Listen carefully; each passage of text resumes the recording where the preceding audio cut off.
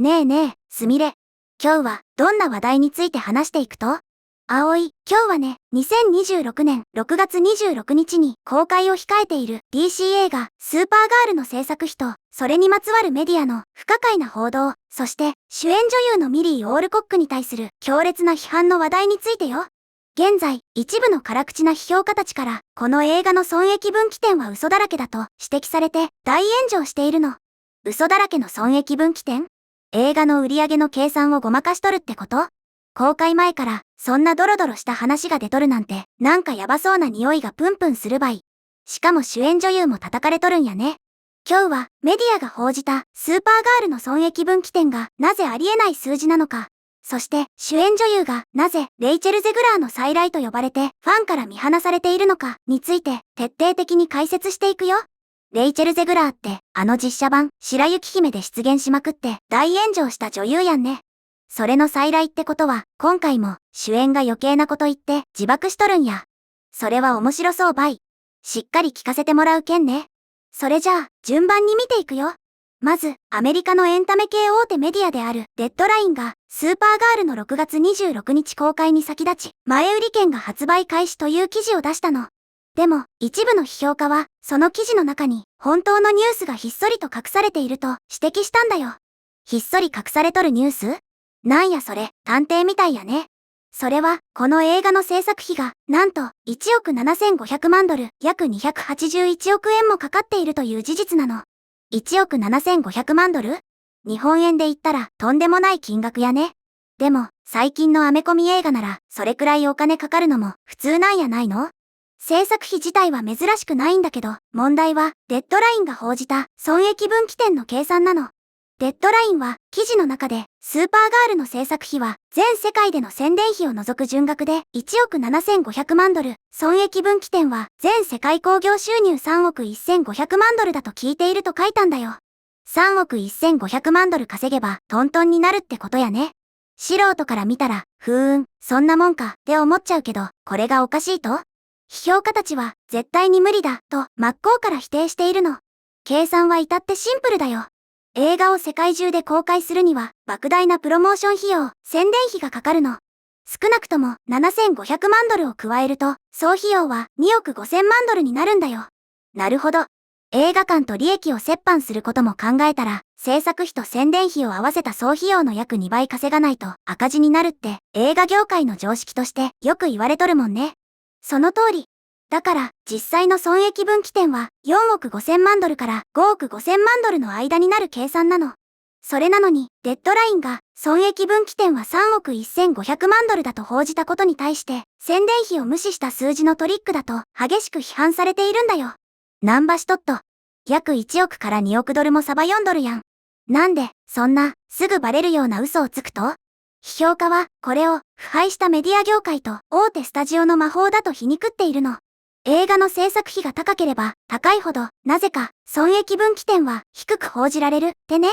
スタジオ側としては、映画が大失敗したというレッテルを貼られたくないから、少しでも、ハードルを低く見せたいという思惑があるのかもしれないね。要するに、これだけ稼げば大成功ですよ。で、ハードルをめちゃくちゃ下げて、後で、大ヒット、で記事を書くための仕込みやね。ハリウッドの闇が深すぎる場合。そして、もう一つの大きな問題が、初期の興行収入予測が非常に芳しくないということなの。6月下旬の公開日が近づくにつれて、数字は変動する可能性はあるけど、現時点では、国内オープニング興行収入は4700万ドルから6500万ドルと予想されているんだよ。4700万ドルから6500万ドルって、アメコミの超大作にしては、なんかしょぼくない？実際にかなり厳しい数字だよ。例えば、去年の2025年7月に公開されたスーパーマンの国内オープニング興行収入は1億2500万ドルだったの。つまり、スーパーガールの予測はその半分以下ということになるんだよ。半分以下？それは完全におつやモードやん。ちなみに、そのスーパーマンは結局どれくらい稼いだと？スーパーマンの全世界興行収入は約6億1800万ドルだったの。ワーナーブラザースとジェームズ・ガン監督は、それでも利益を出したと主張しているんだけど、今回の批評家は、私は懐疑的だと述べているよ。スーパーマンですら6億ドルちょっとで利益が出たか怪しいって言われとるのに、オープニングがその半分のスーパーガールで損益分岐点が5億ドル近かったら、これ最初から赤字確定コースに乗っとるやん。そうなの。さらに、この絶望的な状況に油を注いでいるのが主演女優ミリー・オールコックの言動なんだよ。待ってました。第2のレイチェル・ゼグラーって言われとる原因やね。一体何をやらかしたと？ここでミリー・オールコックの炎上発言となぜここまで嫌われてしまっているのかという確信に触れていくんだけど、でもその前に、ここでみんなにお願いがあるの。もしこの動画が面白いなって思ったら、ぜひチャンネル登録とグッドボタン、高評価を押してね。うちからもぜひチャンネル登録とグッドボタン、高評価をお願いするばい。みんなの応援がうちらが動画を作るエネルギーになるけんね。それじゃあ続きを話していくよ。批評家はミリー・オールコックのことを口うるさくて恩知らずな主演女優と切り捨てて、まるでレイチェル・ゼグラーの広報学校を卒業したかのようだと強烈に皮肉っているの。レイチェル・ゼグラーの広報学校。映画の宣伝でやってはいけないことを完璧にマスターしてきちゃったんやね。具体的にどんなこと言ったと？ミリー・オールコックは自分が女性のアクション映画の先駆者であるかのように振る舞っていると批判されているの。記事では彼女をアクション映画界のローザ・パークス気取り、公民権運動の投資気取りだと揶揄しているんだよ。私が女性ヒーローの新しい時代を作る。みたいなアピールをしすぎたんやね。そう。批評家はパム・グリアやシガニー・ウィーバーの時代から50年以上も女性がアクション映画の主役を務め、観客に受け入れられてきたという事実を完全に無視していると指摘しているの。エイリアンのリプリーとか、ターミネーターのサラ・コナーとか、昔からかっこいい女性のアクションヒーローはたくさんおったもんね。それを無視して私が初めての革命を起こすみたいに言われたら、昔からの映画ファンは歴史を知らんのかってカチンとくるばい。さらに彼女は一部のインタビューで自滅的な理由でキリスト教徒の父親を嘲笑したとも言われていて、それが保守的な層からの激しい反発を招いているの。自分の家族、しかも特定の宗教をネタにして小馬鹿にしたん？そりゃあ炎上するに決まっとるやん。主演がわざわざ敵を作ってどうすると。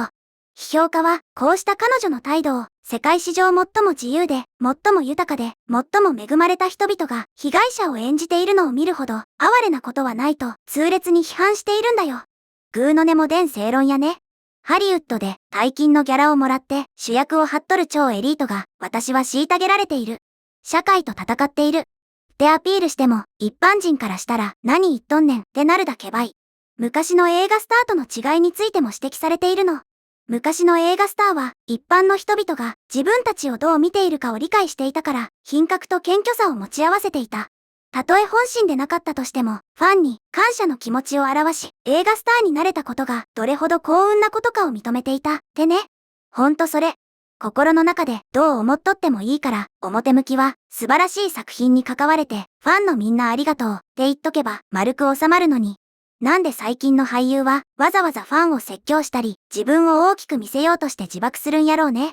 批評家は記事の最後でスーパーガールが大失敗することを願うばかりだ。ミリー・オールコックは明らかに謙虚さを身につける必要があるとまで言い切っているの。大失敗することを願うてもう完全にアンチになっとるやん。でも映画館に行くのはこういう一般のお客さんなんやから、その人たちを怒らせたら興行収入が落ちるのも当たり前ばい。メディアが無理やり作った低い損益分岐点のハードルでさえ超えられないかもしれない絶望的な予測と主演女優の傲慢な態度によるファンの離れ。公開日の6月26日が近づくにつれて、この映画がどんな結末を迎えるのか、ある意味で非常に注目が集まっている状態だよ。制作費2億5000万ドルの超大作が主演の口の軽さのせいで沈没していくとしたら、これはハリウッドの歴史に残る大教訓になるね。公開後、メディアがどうやって言い訳の記事を書くのかも見物ばい。ということで、今日は DC 映画スーパーガールの制作費と嘘の損益分岐点、そして主演女優の勘違い発言という話題について見てきたけど、みんなはどのように思ったかな？今回の動画の感想は下のコメント欄で教えてね。もし、この動画が役に立ったと思ったら、高評価とベルマーク。チャンネル登録まだの方は、チャンネル登録もよろしくお願いします。では、また次回の動画でお会いしましょう。すみれの最新動画は左、おすすめ動画は右です。どちらも見てくれると嬉しいな。